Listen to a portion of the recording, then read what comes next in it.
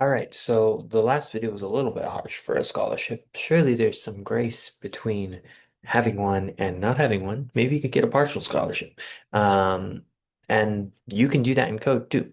So we've said if they have greater than 3.5, alert, congrats, here's a scholarship. Well, what if they have between 3.5 and 3.0? Let's do that. So we'll say else if, and then we'll put our parentheses. And so this is how you make a second consideration. So you make a first consideration and you say, if it's greater than 3.5, alert, congrats, here's a scholarship. Here it says, if it's not greater than 3.5, what other consideration do you want to make? Well, in this case, I want to say, let's see if their GPA is greater than or equal to 3.0. And then right here between these parentheses, I'll alert, good job. Here is a partial scholarship. Whoa, can't spell. All right. So what's going to happen is we're going to gather their GPA. If they've entered 3.5 exactly, then we're going to say, is 3.5 greater than 3.5? It's not. So we're going to skip there.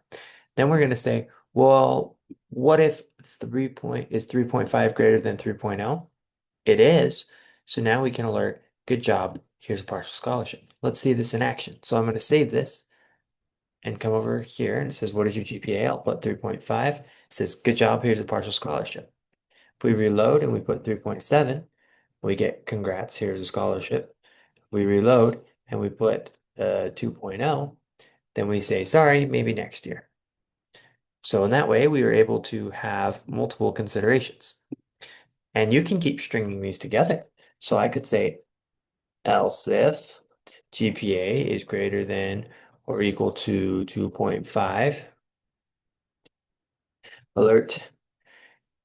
Let's see if we can raise your GPA.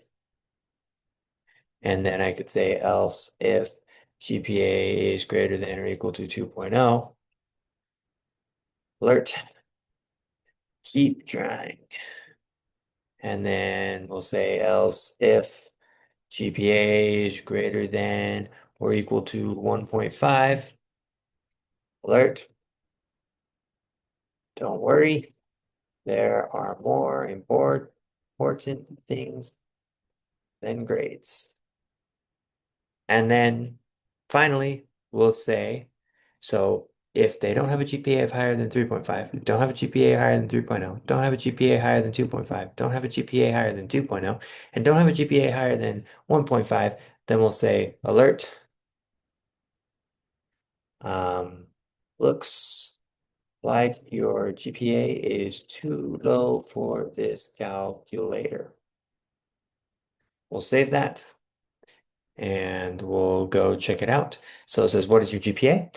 Let's say I enter 3.7. I get congrats, here's a scholarship. Reload 3.1. Good job, here's a partial scholarship. Reload 2.5. Let's see if we can raise your GPA. Reload 2.0. Keep trying. Reload 1. Looks like your GPA is too low for this calculator. So we were able to make a lot of decisions just based on the GPA. And so that is how you use else if. You can make additional decisions if the first condition is not met. The way an if statement works is it starts at the top and it goes to the bottom. So if it meets this condition, it will never get to line 20. It will always go to line 16. If it doesn't meet line 16, then, sorry, if it doesn't meet line 15, then it'll check line 18. If it doesn't meet line 18, it'll check line 22. If it doesn't meet line 22, it'll check line 25. If it meets line 25, then it will never get to line 28. If it doesn't meet line 25, then it'll check line 28. If it doesn't meet line 28, then it will have met none of these conditions and it will do the else statement. And that is how if, else if, and else works.